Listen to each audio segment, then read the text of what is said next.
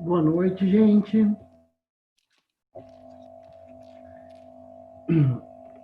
Tudo bom? Sejam todos bem-vindos. Boa noite, tudo bom, Manu? Oi, tudo bem? Tudo jóia. Então, deixa eu responder aqui a Viviane no chat aqui como eu estou. Estou melhor, gente.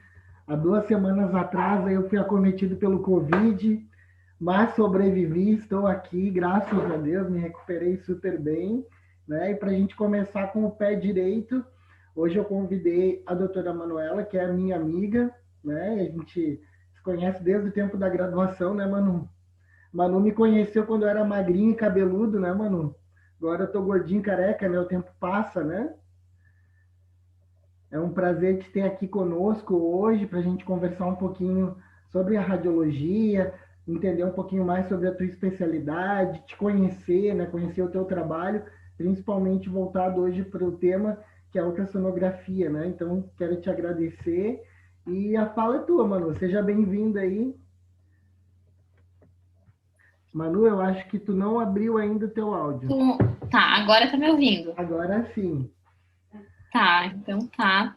Tudo bem? Nossa, um prazer enorme, né, participar da tua aula. Eu trouxe alguns slides, assim, pra gente se baseando para debater, tá? Daí eu vou compartilhar aqui a tela com vocês.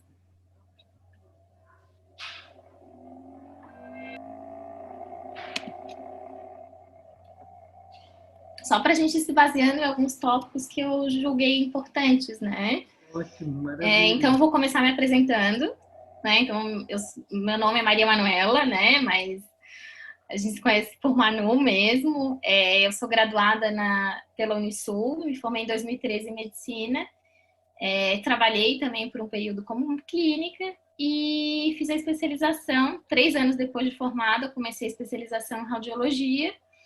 É uma especialização que dura 3 anos, né? E agora, atualmente, eu estou fazendo uma subespecialização dentro da radiologia. Então, é um trabalho assim que é uma rotina, né, de estudo que a gente vai seguindo para ir se aprimorando na área que que eu optei por trabalhar, né?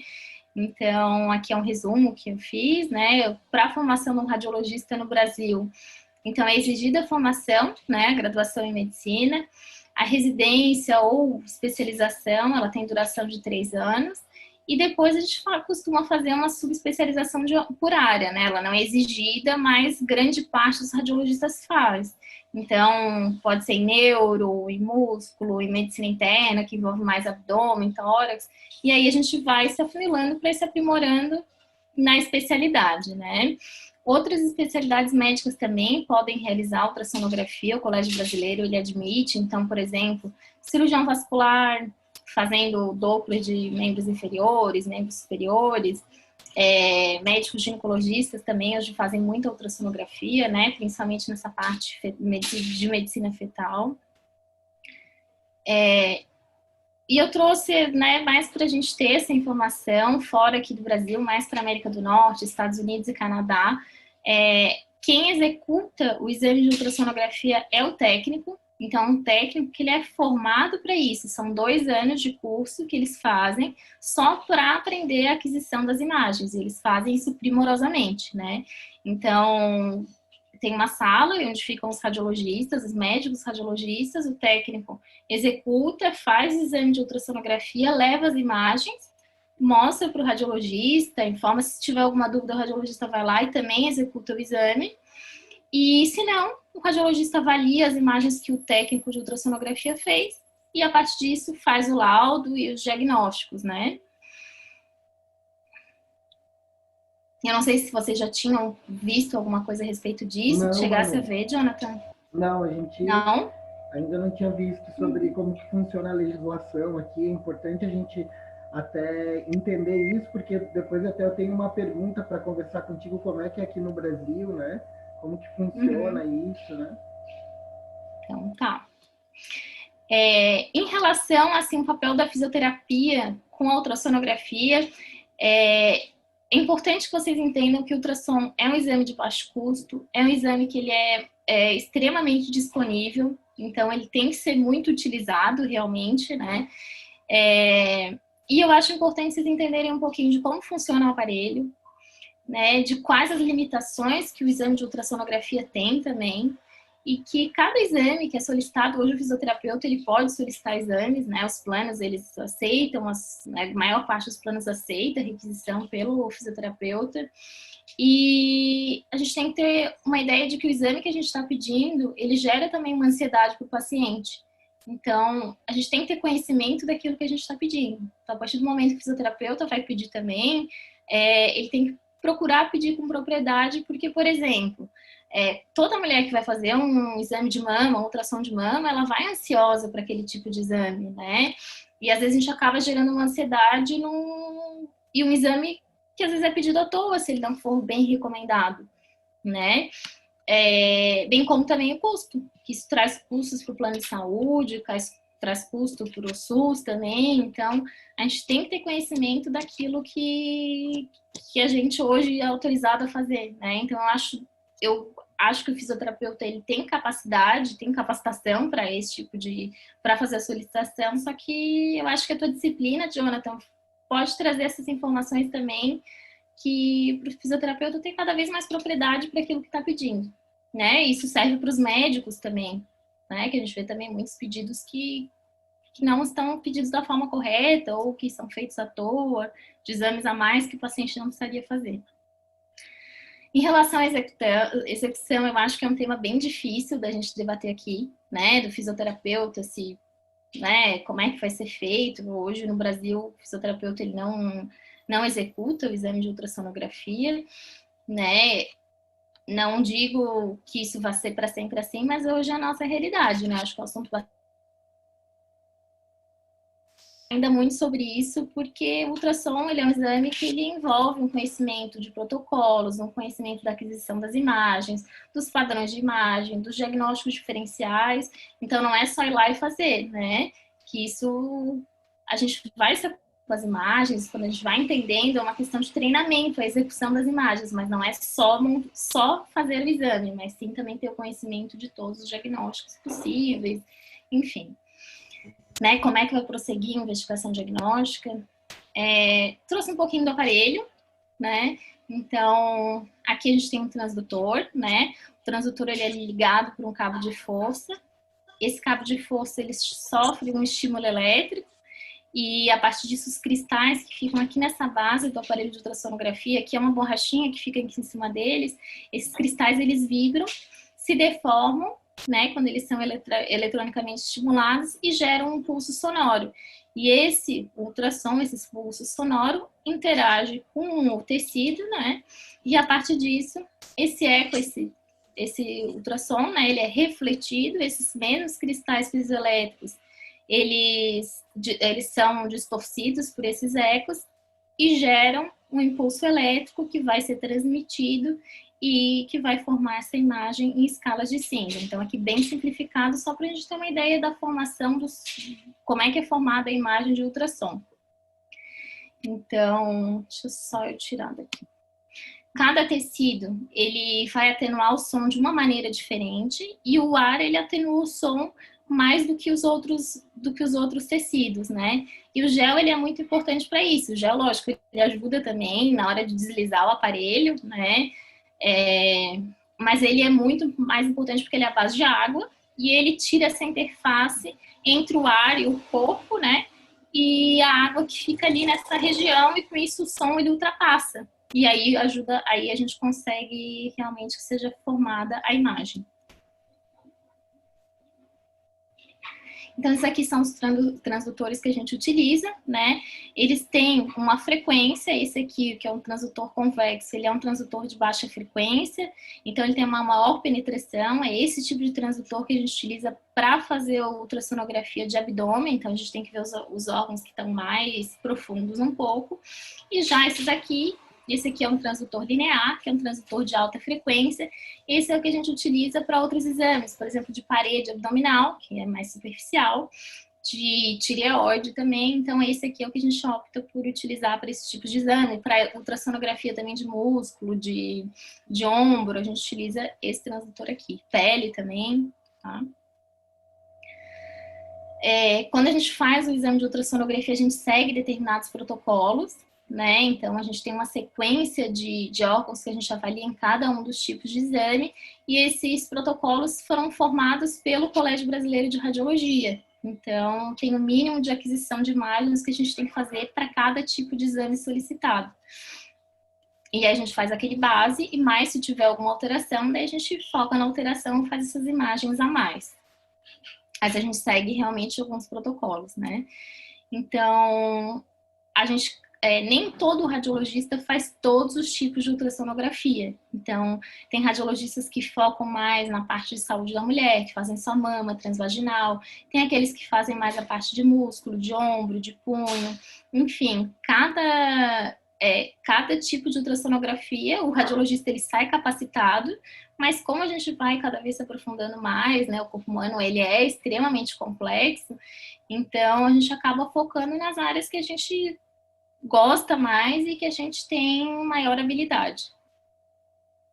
E aí a ultrassonografia ela é usada para vários tipos, né, na pediatria a gente tem, por exemplo, a ultrassonografia transfontanelar, que é para a gente ver se tem alguma hemorragia de matriz germinativa, por exemplo. A própria, tem os exames de intervenção, as biópsias são guiadas por ultrassonografia, então é um método muito utilizado, né, que não gera dor para o paciente, por exemplo, uma biópsia de mama, né, a gente costuma fazer, se a gente pode, a gente faz guiada por ultrassom.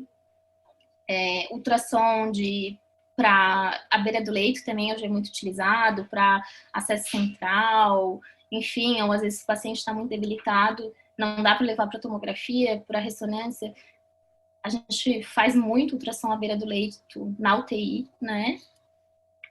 Para guiar, às vezes, alguma sondagem, enfim, para drenar alguma coleção, tá? Então, a ultrassonografia é um método extremamente amplo e que tem muito a ser explorado. Então, trouxe aqui um pouquinho mais de ultrassom de abdômen, tá, Jonathan? Que eu acho que é bem importante saber. Na ultrassonografia de abdômen, a gente avalia esses órgãos aqui. Então, avalia o pâncreas, que a gente não consegue visualizar ele totalmente, mas a gente tem uma boa noção dele, assim, a gente vê uma boa parte durante o exame de ultrassonografia.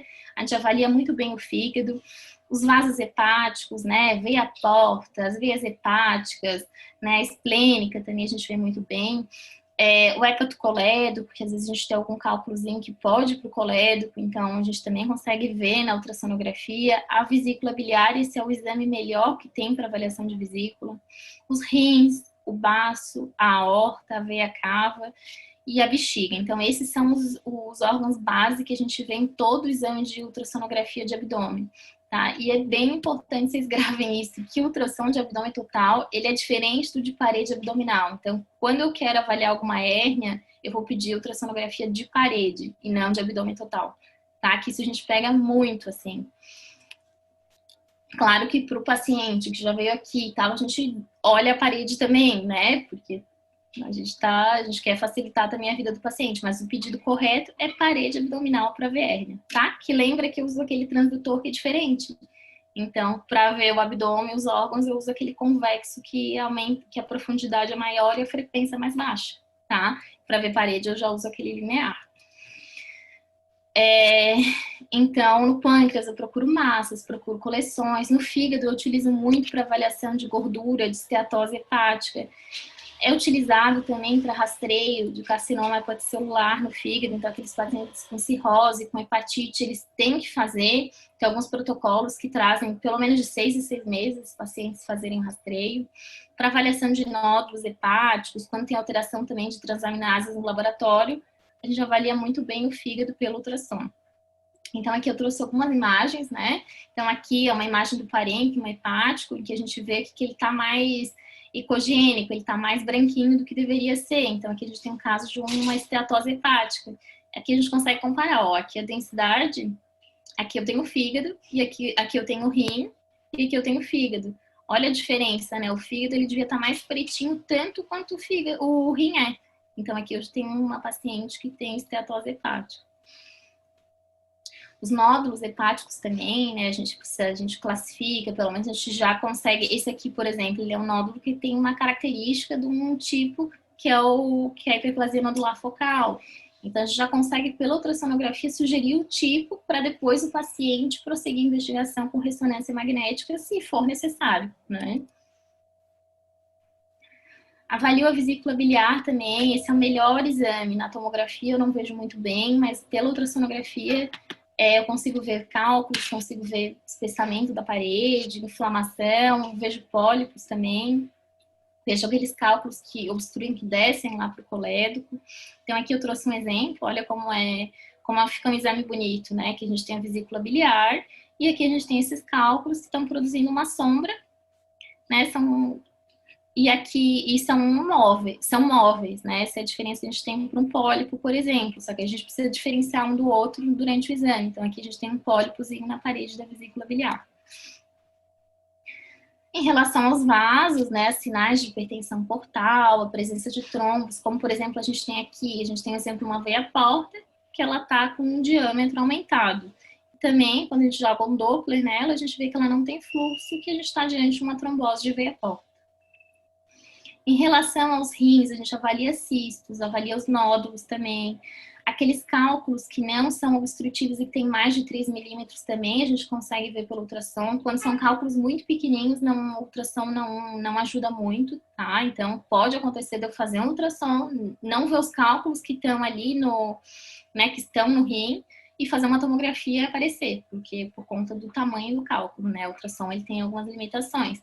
Mas cálculos maiores ou cálculos que às vezes estão obstruindo, que estão descendo lá do rim, né? Pelo ureter, indo até a bexiga, esse exame é muito bom, porque a gente consegue ver às vezes dilatação do rim que está sendo por conta de uma obstrução realizada por um cálculo, né? Avaliação de infarto renal, de sinais de nefropatia crônica, como a gente tem aqui. Aqui a gente tem um fígado. Aqui a gente vê que é um rim bem pequeno, que a cortical dele está mais afilada, então são alguns sinais de nefropatia. Bem como aqui a gente tem um rim, olha como aqui está dilatado, ó. Então a gente tem uma dilatação que é localicinal do rim, que provavelmente, ou às vezes algum cálculo, ou às vezes algum tumor lá embaixo está causando. Então o ultrassom ele já me ajuda nesse tipo de avaliação. A avaliação do baço a gente faz também, a gente calcula o índice esplênico para ver se tem alguma esplenomegalia. A aorta a gente vê se tem alguma calcificação ateromatosa. A veia cava. A gente vê a permeabilidade do vaso, né? Ver se tem algum trombo, alguma coisa, que daí a gente utiliza o modo Doppler. A presença de aneurisma também dá para a gente avaliar pelo ultrassom. E aqui a gente tem um exemplo de um baço, né? Que ele está aumentado em comparação com o tamanho do rim. Em relação à bexiga, a gente avalia, por exemplo, paciente que tem hematúria, né? É importante, principalmente idoso ou tabagista também, o ultrassom ele ajuda bastante para a identificação de tumor, tá? Para a presença também de pacientes com bexiga de esforço, a gente consegue ver sinais de bexiga de esforço no ultrassom. Os cálculos que estão lá na junção, o nétero vesical, que estão lá embaixo, estão impactados, ou que estão no interior da própria bexiga, a gente consegue ver aqui também. E também a presença de debris, quando o paciente tem alguma infecção. Então, aqui a gente tem um exemplo, né, de aqui um cálculo que está na juve, que está obstruindo. Provavelmente esse rim lá em cima vai estar dilatado, né. Aqui eu tenho um exemplo de um tumor de bexiga, né. Claro que esse exemplo está bem grande, está bem visível, né. Mas às vezes você consegue já diagnosticar o paciente para ele prosseguir a investigação, seja com, primeiro geralmente eles fazem ressonância, depois fazem exame com intervenção, né, para biopsiar essas lesões, mas a gente consegue ver bem na ultrassonografia. Então, a ultrassonografia, ele é um método de imagem complexo, que ele é tão importante tão importante quanto a realização dele é que se tem uma indicação clínica correta. E se ele é mal indicado, isso que eu acho assim, mais importante a gente sair daqui hoje com isso em mente. Se mal indicado, ele vai gerar ansiedade desnecessária para um paciente e vai também onerar serviços de saúde, né? Então, a gente tem que ter muito cuidado com as solicitações, fazer realmente sabendo o que a gente está... procurar saber o que a gente está fazendo. E por ser um exame barato, um exame amplamente disponível, ele é um excelente método para avaliação inicial dos pacientes. Então, é um excelente método para solicitar para os pacientes. Foi isso que eu trouxe, Jonathan, assim, pra Não, gente... foi muito bom, assim, a gente tu abordar esse tema, porque ontem tem alguns alunos que estão aqui conosco e que vão assistir depois também a nossa aula, que fizeram a disciplina de tomografia e estão fazendo a disciplina de ressonância, né? E ontem a gente teve um webinário com o professor Peter, né? Tu conhece o Peter, né? E o Peter foi falar para a gente sobre a ressonância magnética, que é a área que ele atua, né? E um dos pontos até que ele abordou ontem foi justamente esse, né? Muitas vezes a gente não tem uma hierarquia entre os exames, né? É justamente o que tu está trazendo para a gente, é entender a fisiopatologia, o que a gente está investigando, para que a gente possa escolher naquele momento o melhor exame para poder identificar algo, né? Então, o que tu comenta também é muito importante, que muitas vezes, né, seja o fisioterapeuta, seja o médico, o profissional que busca, né, esse diagnóstico, ou muitas vezes até entender o que está acontecendo com o paciente, mas ele muitas vezes solicita o exame de forma equivocada, como tu falou, né, gera muitas vezes um exame, não é o caso do ultrassom, mas às vezes um exame que tem radiação ionizante, ou que tem um alto custo, né, é tempo, que o paciente muitas vezes não tem naquele momento para essa investigação, né? Então, é uma série de fatores, né? É exatamente isso, assim, que eu quis trazer para vocês, né? De radiação mesmo, a gente vê muita radiação desnecessária, né, para o paciente, principalmente com tomografia. A gente vê muita tomografia que não teria indicação para fazer, né? O ultrassom realmente não envolve isso, mas a ansiedade que os pacientes veem é muito grande. Então, a gente também tem que ter um cuidado nisso, né? Porque daí a gente, às vezes, peca pelo excesso, né? E às vezes vai investigar algumas coisas que não tem por que serem investigadas via ultrassonografia, principalmente, sabe? Então, saber o exame que está pedindo é extremamente importante e não pedir exame à toa. Sim. Manu, deixa eu te fazer uma pergunta, aproveitar que tu está aqui conosco, né? Quando a gente vai avaliar, né, a parte músculo-esquelética, assim, né? Eu costumo brincar, até eu brinquei no nosso primeiro encontro, que a primeira vez que eu olhei uma imagem de ultrassom, né, eu até brinquei, né, parece uma televisão dos anos 80 que está fora do ar, né, e até tu entender, né, essas diferenças, esses tons de cinza, por que fica em tons diferentes, né, porque a primeira vez que tu vai ver, a pessoa que não está acostumada, não tem esse olho treinado, né, tem a maior dificuldade, né. E eu queria até aproveitar que tu está aqui com a gente. Um dia a gente estava conversando, tu até comentou, né? Poxa, Jonathan, eu tô há 7 anos me dedicando ao ultrassom e agora que eu estou começando a ampliar mais o meu conhecimento, né? Então, é o que eu estava comentando com os alunos no último encontro, né? E muitas vezes uma disciplina de 9 encontros é justamente para a gente entender como que se faz a aquisição de uma imagem, como que funciona o exame, né? Que são muitos anos, né, de estudo e dedicação para um determinado segmento, né? No caso, a gente que é da físio, a gente vai focar muito mais na parte musculoesquelética, que é a continuação aqui do nosso módulo. Mas é importante a gente entender, né, que o ultrassom, ele nos dá a possibilidade de ver uma série de órgãos e que é importante também até para a gente ter a nossa conduta, né, clínica ali, fisioterapêutica, né? E eu queria conversar um pouquinho, queria que tu compartilhasse conosco, assim, nesse período, assim, qual o tipo de exame que tu acha que é mais delicado, foi mais difícil para ti, né, de todas as especialidades ali que tu veio trazer pra gente, né? Uhum.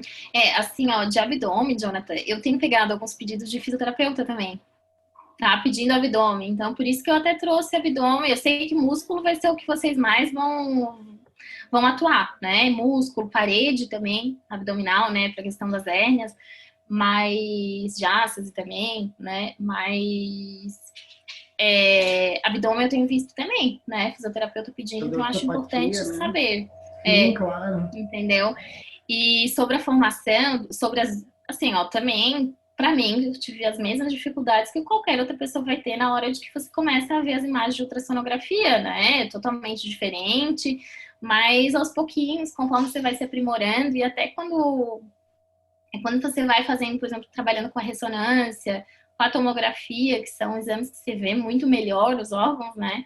Em geral, exceto a vesícula, o resto, meu Deus, nem se compara a ressonância e a ultrassonografia e a tomografia. Mas depois você vai vendo também pela resto, pela tomo, depois você volta para o ultrassom, você vai melhorando o seu olhar também, sabe? Por isso que eu falo, quanto mais a gente vai se aprofundando, vai se melhorando na área que a gente está atuando, a gente vai se aprimorando, né? Então, também tive a mesma dificuldade com a ultrassonografia no começo, com a avaliação das imagens, com entender exatamente essas imagens em escala de cinza, né? Mas aos pouquinhos o olho vai acostumando e tudo é questão de treinamento, né, Jonathan? Assim, na vida, a gente vai treinando, vai repetindo, vai repetindo.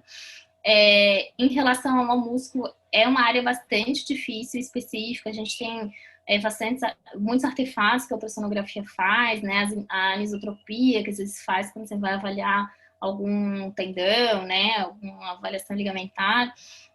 Então, é uma área bem difícil, né? Eu acho, assim, para avaliação de quadril, eu acho extremamente complicada a ultrassonografia, excetuando em criança.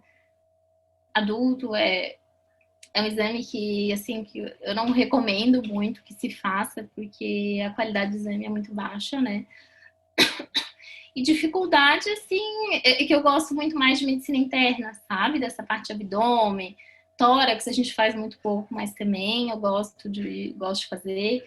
O Doppler, ele tem algumas dificuldades, né? Porque a gente avalia a velocidade, tem que mexer no ângulo, tem que fazer alguns ajustes do aparelho, que também é questão de treinamento, né? Mas realmente foram vários anos, né? Até chegar onde a gente... E não parei ainda. E ainda estou procurando me aprimorar cada vez mais. Manu, deixa eu te fazer uma outra pergunta. Você estava comentando, né, que a gente tem a legislação, né, que hoje em dia no Brasil o ultrassom, né, ele é de uso exclusivo da medicina, né? E a gente sabe que em outros lugares do mundo isso é compartilhado com outros conselhos, né? Mas assim, por exemplo, lá na UTI, muitas vezes a gente vê um aparelho de ultrassonografia, né? E a gente vê outros profissionais às vezes utilizando, por exemplo, o enfermeiro junto com o médico ensina a fazer a aquisição, daqui a pouco o enfermeiro está passando um acesso profundo utilizando o ultrassom, né? E da mesma forma que às vezes lá fora, às vezes a gente vê outros profissionais que muitas vezes até nem é da fisioterapia, às vezes é um terapeuta holístico lá que treina acupuntura a vida inteira e às vezes está utilizando esse ultrassom à beira ali do leito, à beira do consultório, para às vezes fazer um agulhamento profundo, assim. E eu queria saber aqui, no Brasil, quem é que regulamenta isso, Manu? Quem é que é É pelo responsável por Colégio isso? Brasileiro. É o Colégio Brasileiro e o CRM, né? Então, a gente tem o Colégio Brasileiro de Radiologia, que ele quem determina, junto com o Conselho Regional, né? O Conselho Federal, desculpa. Mas Entendi. é pelo Colégio Brasileiro, entendeu? Ele é quem normatiza, quem faz, assim.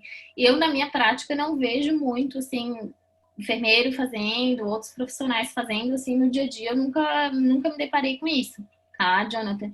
E, assim, o que eu já vi, médico, que às vezes fez algum curso de ultrassonografia rápido, e aí compra aqueles portáteis, ou às vezes começa a fazer, só que, né, isso tudo, enfim, às vezes é um pouquinho complicado, né? Até porque qualquer profissional que pega um aparelho, você vai acostumando o olho, só que às vezes você vai achar que a pessoa tem um tumor, quando na realidade não é nada, é um achado normal anatômico do paciente, sabe? Então eu acho que a gente tem que ter muito cuidado nisso, porque o ultrassom está extremamente disponível, né? Se for na UTI, vai estar lá o aparelho paradinho. Mas aí também a utilização correta é importante nesses casos, né? Eu já vi colegas médicos que não eram radiologistas, não, que tinham feito só cursos básicos, irem lá fazer ultrassom, falarem para o paciente, olha, tu estás com tumor em tal lugar, e era tipo um mioma no útero. Entendeu? Aí o paciente saiu apavorado, era da saúde também, aí foi fazer tomografia. Olha só, aí foi irradiado, fez tomografia que não serve para nada, para avaliação de mioma também, à toa. entendeu? Então, acho que tem que ter muito cuidado, inclusive à beira do leito, né? Sim, porque eu até um dia conversando com o professor Peter, né? Eu comentei que o ultrassom eu acho que é o exame mais delicado, porque é um exame que o médico, né, que está ali fazendo o exame, ele está junto com o paciente, né? Está em tempo real. Não tem como tu ter uma segunda opinião ali, né? Então tu tem que estar muito consciente da região, do tipo de ultrassom que tu está realizando, até para te poder passar alguma coisa para o teu cliente ali no momento. É diferente numa ressonância, numa tomo, que tu faz a aquisição do paciente, o paciente está lá e o profissional está protegido, né? E muitas vezes tem uma equipe ali junto que dá para discutir, dá para conversar. Num segundo momento que tu vai entregar esse exame com o laudo, o paciente ele acaba não tendo um contato muitas vezes com o médico radiologista, né? Na tomografia, na ressonância. E já na ultrassonografia não, né? Normalmente quem já fez esse exame vai perguntar, e aí, doutora, o que que eu tenho, né? O que que está acontecendo, né? Então, E tem que sabe ter que a muito... gente procura, né? A gente hoje tinha uma tendência que era assim, o radiologista chegava na sala, fazia ultrassom, saía e deu, né? Não falava nada. Mas hoje a gente está vendo uma tendência totalmente diferente, porque assim, tem pacientes que às vezes não voltam para buscar o resultado, entendeu? Então a gente está procurando, não é todo mundo, não é uma lei, não é nada que. Mas se a gente procura, pelo menos, ó, tá tudo bem, ó, tem um nódulozinho aqui, tem uma coisa que vai ter que investigar, a gente procura já passar durante o exame realmente o paciente vir logo buscar e ir atrás, né? Então, isso eu já vejo que é uma... que está sendo mais humanizado, esse tipo de conduta junto dos radiologistas, sabe? Eu vejo que é uma tendência que a gente tem hoje. E realmente, né, é na hora e o exame, porque ele é um exame totalmente dinâmico, né? Então, é o que eu vi ali, é o que eu vou colocar no meu laudo e é o cuidado que eu tenho também na hora de fazer a aquisição das imagens, né? De procurar registrar aquilo também, porque para a gente se proteger e para o colega que vai receber o exame enxergar aquilo que a gente está escrevendo, né? Que a gente está descrevendo no laudo. E, Manuela, uma outra coisa que eu ia te perguntar também, assim, que tu estava falando que muitas vezes, né, o médico, na hora que vai muitas vezes fazer essa imagem à beira do leito e que não tem a prática, né, não tem a rotina clínica ali, eu queria que tu comentasse, porque já aconteceu, por exemplo, no hospital lá, desse médico, não vou falar o nome da pessoa, né? Foi lá, pegou o equipamento, vamos investigar esse paciente. E ele pegou o transdutor de uma maneira errada. E aí deu maior rolo, porque aí tem todo um passo a passo para a gente fazer, né? O paciente ele tem que estar numa determinada posição, o radiologista numa determinada posição chave, né? Existem formas que eu vou investigar com o transdutor, né? Então, se é longitudinal, se é transversal, né? E aí as imagens, às vezes, do mesmo segmento, ela vai se apresentar diferente, né? E isso também dá um nó na cuca, né? Porque, por exemplo, se tu tá vendo um músculo, né? Então, às vezes, dependendo da anatomia do músculo, o transdutor está numa posição, mas o músculo, às vezes, ele está longitudinal, às vezes ele está transversal, axial, né? E aí a apresentação da imagem fica diferente, né? Eu queria que tu comentasse um pouquinho disso, do transdutor, assim, e se tu tem alguma história, assim, que tu percebe que já aconteceu contigo, enfim, para compartilhar. Não, eu acho que tem que ter esse cuidado, né, da posição do transdutor, realmente. O que a gente vê, às vezes, é que por conta do músculo, por exemplo, lá no ombro, né, às vezes a gente vê, parece que tem lesão, por exemplo, de supra, e é só anisotropia. Então, eu já vi várias vezes as pessoas darem como rotura de ligamento sem ser. Então, isso a gente vê que tem que ter muito cuidado, porque o exame ele faz alguns artefatos que parece que tem rotura e não tem, né? Em relação à posição, a gente vê muito, por exemplo, transvaginal, entendeu? Se o transdutor está rodado, o útero ele muda de antivertido, né? Em AVF para retrovertido.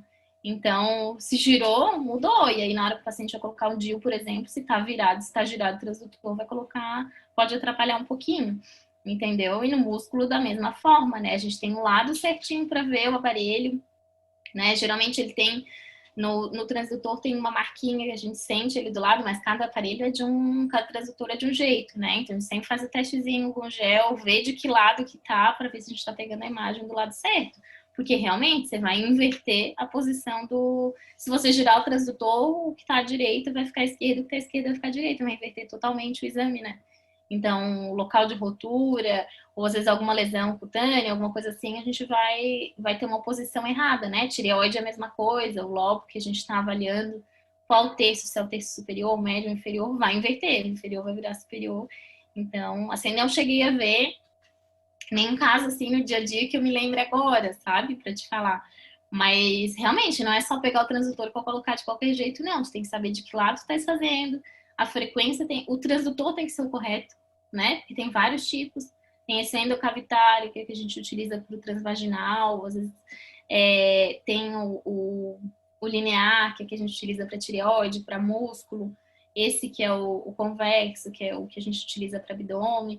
Então, tem que escolher o transdutor certo, pegar de forma correta, a utilização do gel, né? É importante saber que ele é quem vai ajudar na transmissão do som, né? E tudo isso realmente interfere, né? O posicionamento que está o transdutor vai mudar todo o diagnóstico que vai ser dado, realmente. Manuela, e até uma coisa que tu comentou, né, sobre as especialidades, né? E falando sobre a saúde da mulher, ontem o Peter estava falando sobre a ressonância magnética, né? E aí ele estava mostrando as aquisições que a gente consegue observar, né, na questão da mama, né? Eu até comentei com o Peter, porque o Peter faz parte do Conselho Regional de Radiologia, né? E aí eu comentei com ele, Peter, quando a gente vai, né, fazer, talvez seja até errado, eu falei para ele a forma que eu vou colocar a pergunta, mas se a gente tivesse que eleger, né, ultrassom, uma mamografia, uma ressonância magnética, né, a gente sabe que vai ter diferenças ali de imagem. Claro que a gente leva em consideração a idade da paciente, né, o histórico desse paciente, enfim. Mas vamos imaginar, né, aquela mulher que está lá com 50 anos, já está dentro da faixa etária que tem que já começar a fazer a investigação da mama, fez o autoexame, percebeu que tem alguma coisa ali, tem algum achado, e a gente sabe que o ultrassom, por ele não ser invasivo, ele não ter uma radiação ionizante, ele muitas vezes ele pode ser uma primeira opção, né? E aí ele estava mostrando sobre a ressonância magnética, né? Que é fantástico, assim, né? Dependendo da qualidade e do equipamento, né? A gente consegue ver muita coisa ali. Só que ele estava comentando que aqui na nossa cidade a gente só tem 2 lugares que tem, né? Um equipamento específico para ver, né, a questão da mama, e que a rotina não é tão grande, né, quanto em determinados segmentos, assim. Ele até comentou que teve mês passado uma reunião entre os conselhos, né, e que eles gostariam até de colocar, né, a ressonância magnética como um exame de rotina, né, na investigação de algum achado. Só que como não tem a disponibilidade para todos, aí isso caiu, né? E eu queria saber tua opinião, assim, Manu, o que tu acha? Tu acha que, como tu é do ultrassom, eu sei que tu vai defender aí a tua área, né? Mas Não, mas eu trabalho com resto também. Eu então, amo a ressonância, né? aí eu queria saber, assim, o que tu acha para a gente poder ver um achado radiológico, às vezes aquele paciente que já tem um BIRADS 3, um BIRADS 4, quer investigar mais. A questão Tá, da são duas qualidade. coisas, assim. São duas coisas, tá? Ressonância em geral, ela é um exame caro, pouco disponível, né? No SUS, em geral, as clínicas têm convênio com o SUS, entendeu? Então, os postos de saúde mandam para clínicas particulares, porque dos hospitais públicos, aqui da Grande Florianópolis, que eu me recordo, só o Celso Ramos tem ressonância, tá? Então, já é uma coisa que não é disponível. Ele é um equipamento extremamente caro e a manutenção dele é absurdamente cara também. Então, quebrou uma pecinha, sabe?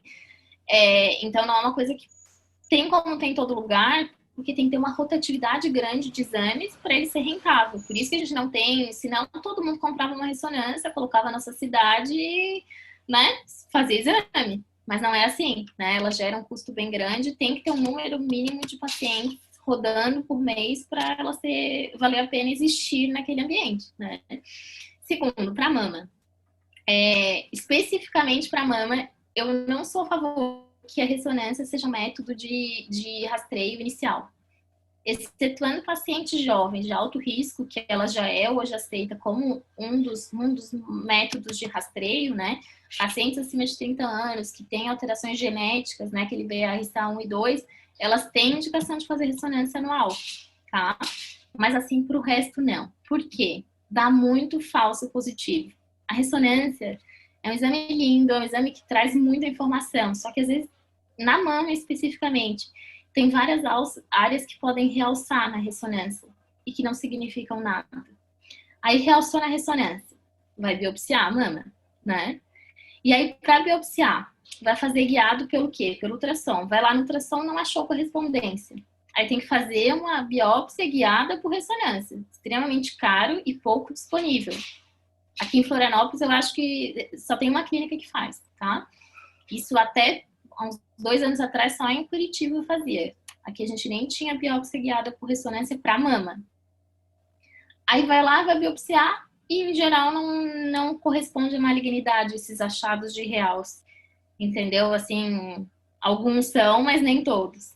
Então, vai onerar o serviço de uma forma que geralmente não representa realmente lesões malignas, não vai ser um bom exame de rastreio.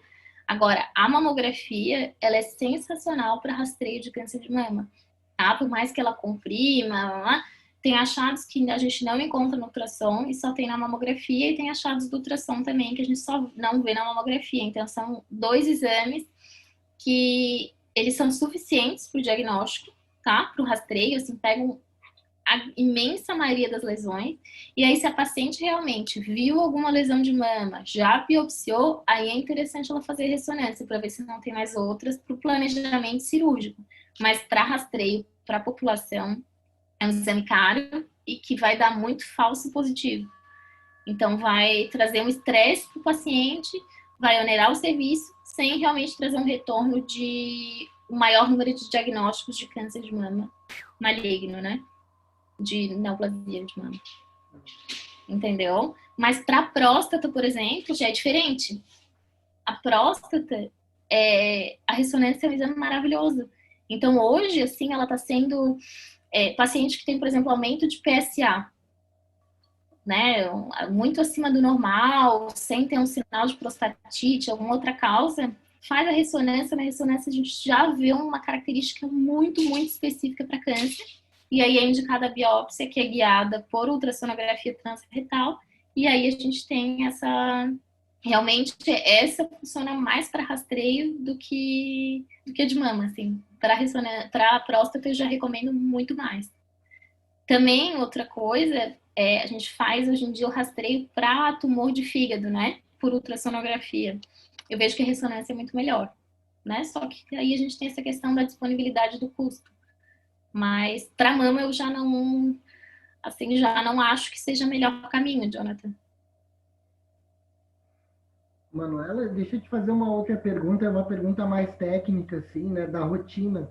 O Peter estava comentando que, em média, assim, quando a gente compara, né, a ressonância magnética, ele diz que, em média, em 1 hora, né, o tecnólogo, o médico, vai ali fazer aquisição de imagens de 4 pacientes, em média, ali em 1 hora, né?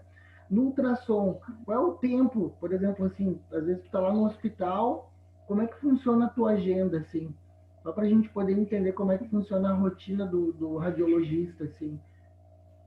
Em geral, 15 em 15 minutos. A gente demora 15 minutos para a maioria dos exames, sabe? Então, claro que tem pacientes, quando tem alguns achados que são mais importantes, que são mais graves, a gente demora um pouquinho mais, e tem outros que acaba sendo um pouquinho mais rápido, mas a média é 15 minutos, 15 a 20 minutos.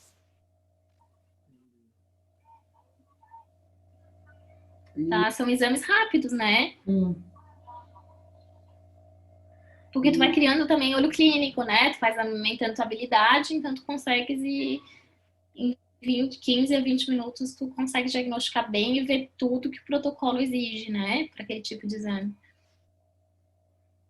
E eu ia te comentar, Manuela, existe uma diferença quando tu vai trabalhar, por exemplo, num equipamento que ele é portátil e de um equipamento que está aí na clínica, a gente sabe que vai mudar de uma marca para outra, mas eu queria saber assim, na tua experiência, isso muda muito na aquisição da imagem, na qualidade da imagem ou não?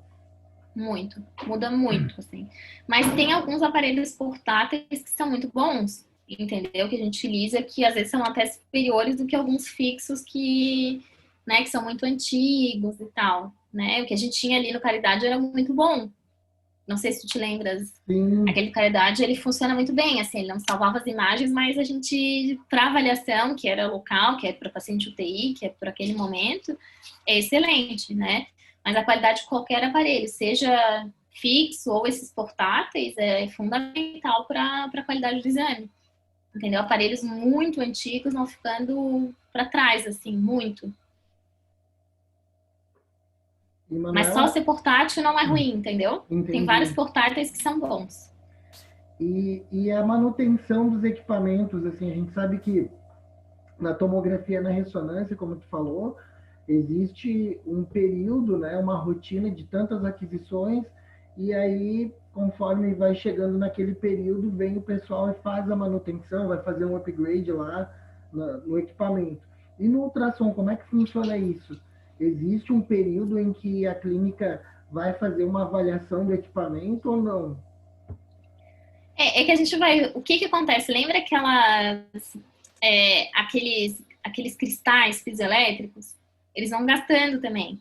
Entendeu? Vão Sim. ficando, vão estragando com o passar do tempo. Então, vai piorando a qualidade da imagem. E, em geral, o radiologista, né? Mas é feita uma manutenção pela própria empresa do aparelho.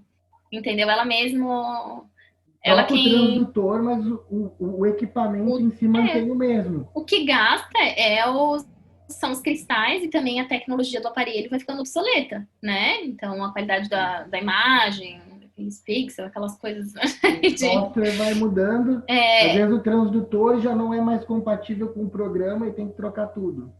isso, mas assim, na tomografia gasta realmente gasto do raio, né? Gasto físico, Sim, entendeu? Já no ultrassom não é tão importante assim, né? Então, não sei te dizer exatamente quanto tempo dura, sim. tá? Mas assim, eu já vi tem que trocar, vai lá, troca só o transdutor, vai lá, o aparelho inteiro já ficou muito antigo, já tá muito lento, com a qualidade de imagem ruim, troca o aparelho inteiro, né? Então também assim não é qualquer aparelho de ultrassonografia, né? Tem muita gente que diz, vou abrir uma clínica, vou colocar um aparelho de ultrassom lá, não é assim, né? Não é qualquer aparelho que vai funcionar bem, que vai realmente dar o diagnóstico correto para o paciente, um aparelho que é muito ruim, que só atrapalha na realidade, né? Então a gente tem que ter muita responsabilidade também quando faz o exame de estar fazendo com um aparelho que seja adequado, né? Manuela, e deixa eu te comentar uma outra coisa, assim, na tua rotina, muitas vezes quando tu está fazendo essa investigação, né, tu como médica, tu consegue, por exemplo, sugerir para o paciente, olha, por exemplo, o fisioterapeuta foi lá e pediu um determinado exame para ti, tu chega ali, tu pode mudar na hora, tipo, não, eu não quero, é melhor para eu ver esse determinado segmento uma ressonância, uma tomo, ou vou fazer ultrassom, depois eu complemento? Como é que funciona isso? Ou não? Não, a gente não muda. Se você me pedir ultrassom, eu faço. Vai fazer Porque às vezes eu ultrassom. faço mais. Porque às vezes eu faço, poxa, o paciente já tá aqui, já veio aqui, foi pedir de abdômen para ver uma hérnia, eu faço o abdômen, aí pego e até faço parede, mas não é o habitual, né? Não é uma Entendi. obrigação que a gente tem, não. E a gente não costuma trocar pedido por isso, assim, não, era melhor a ressonância para avaliação e pedir um ultrassom. Não, a gente não mexe. E já aconteceu, ou tem uma rotina, assim, muitas vezes, por exemplo, a gente é amigo e eu troco muita ideia contigo, converso muito com o Peter, mas assim, tirando essa nossa relação profissional, tem outros profissionais que ligam para ti, Manuela, olha, eu quero ver esse determinado segmento, eu estou investigando essa patologia, o que que tu sugere? Isso acontece na tua prática, assim? O que que tu acha? Tu acha que isso Muito. Muito, eu acho que é importantíssima essa relação, né? Porque a gente sai muito cru da faculdade também, Então, acho que essa experiência a gente vai adquirindo, vocês como fisioterapeutas também vão adquirindo com o tempo, e que essa troca que a gente tem, tanto o médico com o fisioterapeuta, o médico com, às vezes, colegas médicos, é extremamente importante, porque é uma dúvida que qualquer um pode ter, às vezes você não encontra na bibliografia, ou, né, quer alguma coisa mais focada realmente, o nosso dia a dia é esse, né? Eu acho que o foco tem que ser o quê? A saúde do paciente. Então, a partir do momento que a gente está se ajudando pelo paciente que a gente está atendendo, acho que é extremamente válido e estou à disposição, né? Quando precisar, quando tiver alguma dúvida, sempre, meu Deus, né? Acho que é nosso papel também como ser humano e como, né, e com a profissão que a gente escolheu, que a gente trata as pessoas, que a gente procure trocar esse tipo de informação, da mesma forma que eu também, se eu ver alguma coisa, algum pedido ali, já aconteceu também, deu um colega, pediu um exame, eu fiz o exame, não era aquele o ideal, mandei, olha, fulano, né, quando for para avaliar tal coisa, pede tal exame, entendeu? Então, isso ocorre, e no laudo também, né? Às vezes a gente coloca, a critério clínico, sugere esse controle com tal exame, até para dar um caminho, né? Porque eu acho que esse aprendizado que a gente vai ganhando na vida vai surgir dessa forma, né? Tanto com a gente estudando, quanto com a nossa troca de experiências. Né? Eu, antes da radiologia, também não tinha conhecimento de todas as indicações. Eu acho que é muita coisa para a gente aprender, a gente não precisa saber tudo. Sim. Né? A gente procura ser o melhor que a gente pode, mas sempre vai ter uma dúvidazinha, né? Sim, com certeza. Manuela, assim, foi muito esclarecedor, assim, tu trazer um pouco da tua rotina, porque o que que acontece? Muitas vezes, né, o aluno, dentro da graduação, a gente fica muito na clínica, né? E só no finalzinho da graduação, esse aluno, ele vai para o hospital, né? E aí ele vai começar a ter contato com a equipe multidisciplinar, né? E é muito importante também que nós já somos de uma geração em que já existe uma troca maior, né? Já desde lá no momento em que a gente está dentro da universidade, né? Antigamente eu percebia assim que outras gerações de fisioterapeutas e médicos eram uma coisa assim, cada um no seu quadrado, né? E hoje não, né? Hoje a gente tem rede social, hoje a gente se comunica, hoje a gente acaba compartilhando os mesmos lugares de estágio, né? Às vezes a gente compartilha o mesmo paciente, né? Então cada um fazendo o seu papel ali, mas a gente acaba tendo uma interação maior e melhor, né? Então isso é muito importante, né? A gente ir plantando essa semente em todos os cursos, né? Porque antigamente a gente até conversava sobre isso, né, Manuela? A gente juntos lá a gente lançou lá a UNA da Saúde, né? Que a ideia era justamente ter essa equipe multidisciplinar com uma comunicação assertiva, né? Porque às vezes a gente atendia a Dona Maria, mas o médico pediu uma coisa, o fisioterapeuta queria outra, a gente não entendia muito bem o papel de cada um, né? E no momento em que a gente começa a entender a ação de cada profissional, né, e o seu papel dentro da equipe, o paciente tem um a mais, né? Eu acho que isso é muito importante, né? A gente trabalha pela mesma coisa, né? Que é pelo bem e pela saúde do paciente. Então, essa interação é muito importante. E eu vejo uma tendência muito maior hoje, assim, acho que a gente trabalha, tem uma interação, tem grupos interdisciplinares nos hospitais, nas clínicas, e que funciona muito bem, né? Para o paciente é muito melhor essa nossa relação, né, de complementar, né, das áreas. Então, por isso que eu achei ótimo participar da tua aula, assim, para trazer e mostrar que, assim, a gente como médico, a gente entende que vocês estão junto do paciente muito tempo, vocês, né, durante o tratamento, então eu entendo que vocês podem pedir, né, que vocês têm aptidão para realmente, vocês têm capacidade para pedir exames dos pacientes, né, como já é aceito, amplamente aceito, e que vocês têm que fazer isso sim, e que quando não souberem o que pedir, também a gente tem que ter humildade de pedir para os colegas, né, e a gente como radiologistas, às vezes como médicos em geral, vocês têm que ter essa troca de figurinhas, né, até com o próprio ortopedista que está tratando o paciente, né? Eu acho bem importante essa comunicação de vocês. Eu até tenho uma frase assim que fica até clichê, que quando o pessoal chega no estágio da UTI, no hospital, sempre digo, gente, um dos nossos melhores amigos tem que ser o radiologista, né? Então, porque o exame complementar, muitas vezes, para quem não entende ou nunca viu, chega lá e cai de paraquedas, uma das primeiras coisas que a gente faz na revisão é de imaginologia, né? E é muito importante, muitas vezes, a gente também ligar, Manuela, olha só, eu estou vendo isso aqui, mas estou em dúvida, né? E o que eu faço agora? Ou muitas vezes a gente vê o achado radiológico e o paciente ele está apresentando uma sintomatologia, a gente está aí agora, eu vou para qual lado, né? Isso também é muito importante, né? A gente entender que o exame é uma parte do paciente, ele não é tudo, né? Isso também é muito importante, né? E às vezes, como tu mesmo falou, o exame ele pode ser um falso positivo, ou até mesmo existe um achado radiológico, mas às vezes o paciente ele pode ter um tumor, mas está feliz da vida, está super bem, né? Vida normal, está estável naquele momento. Depois fazer uma investigação, achou alguma coisa, né? Então, é muito importante. Eu vi que alguém no chat colocou alguma coisa aqui, deixa eu ver. Prof, tenho uma dúvida, Gabriele. Gabriele, abre o microfone, liga a câmera aí, se puder, conversa conosco. Oi. Oi, seja bem-vinda, boa noite. Então, eu tenho uma dúvida, porque ali no ultrassom de abdômen ela não citou o órgão apêndice. Isso significa que não é o melhor exame para ver o apêndice ou foi só por não ser um órgão tão importante quanto um fígado, por exemplo?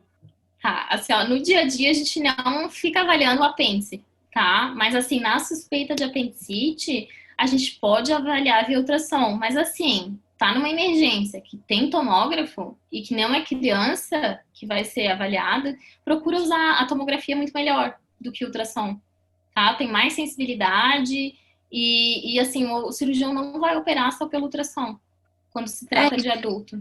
Então, eu tava com todas as suspeitas clínicas, os exames clínicos dando positivo para apendicite, fiz 4 ultrassom, nenhum aparecia minha apêndice inflamada, e no fim a gente só operou porque o cirurgião falou, não, vamos abrir porque deve ser isso.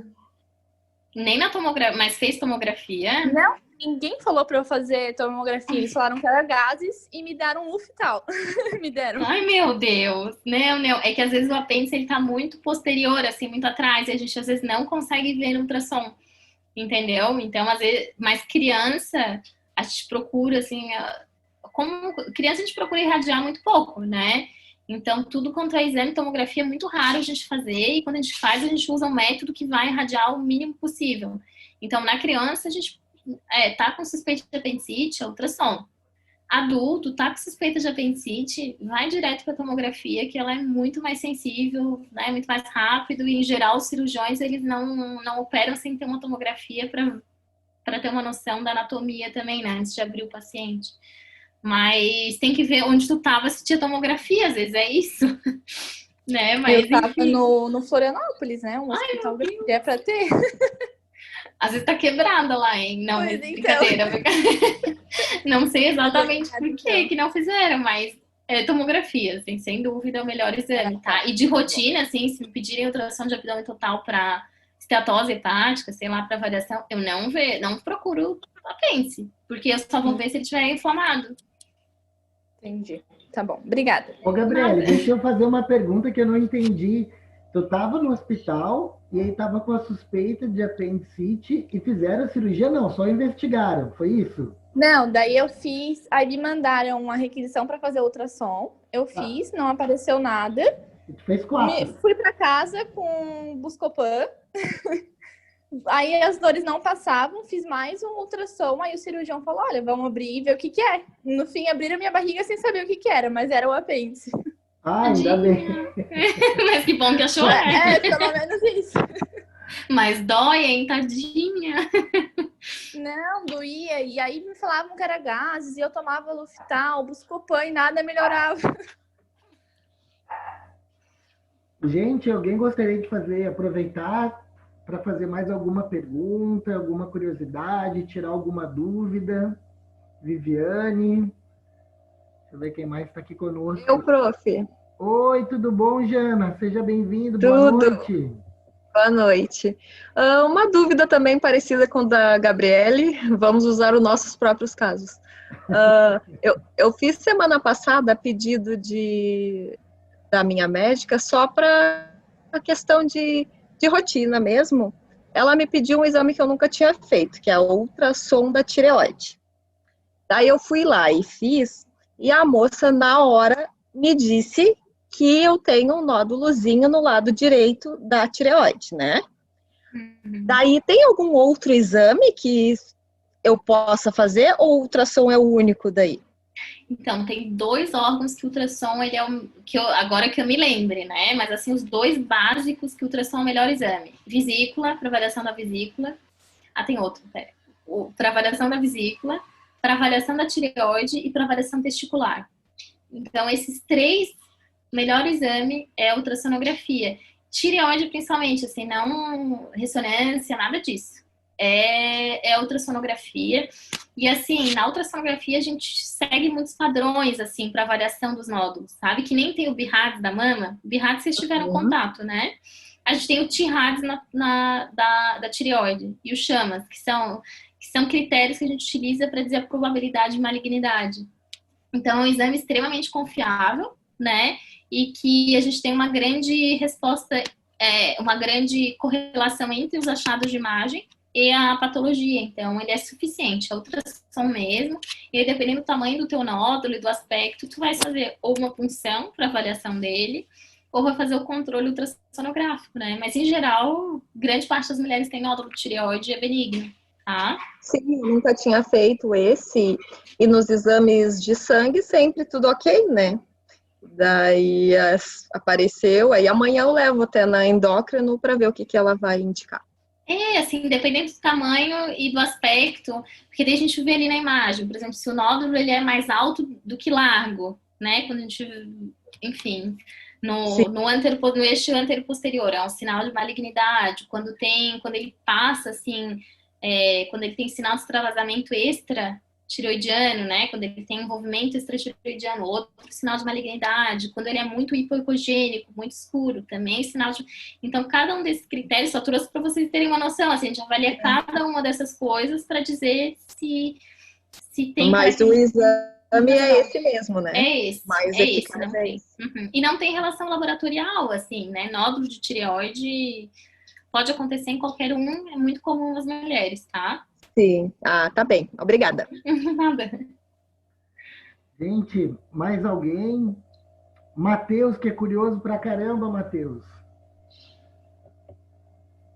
Yuri, Pamela, Gustavo, Lara. Sem dúvida, professor. Tô tranquilo. Tranquilo?